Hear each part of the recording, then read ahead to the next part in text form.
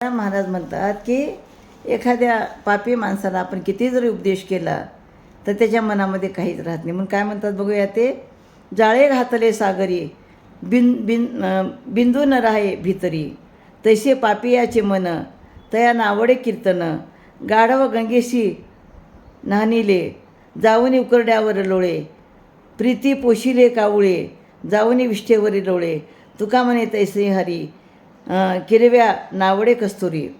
तर समुद्रामध्ये जाळे टाकले आणि ते जर वर काढले तर त्या जाळ्यामध्ये एक थेंबसुद्धा पाणी शिल्लक राहत नाही.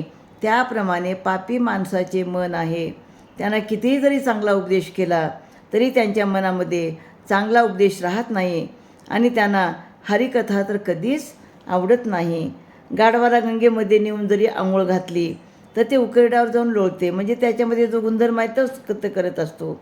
कावळ्याला कितीही प्रेमाने पोसले, किती मिष्टान्न खायला दिले तरी शेवटी ते विष्ठेवरच जाऊन लोळते.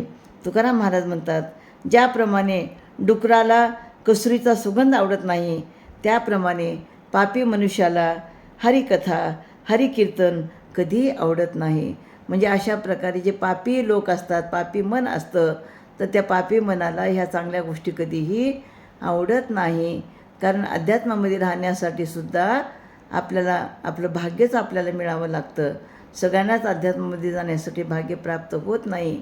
ज्यांनी पाप केलं आहे त्याला तर ह्या गोष्टी कधीही मिळत नाही, त्यांना त्याची कदरही राहत नाही. रामकृष्ण हरी.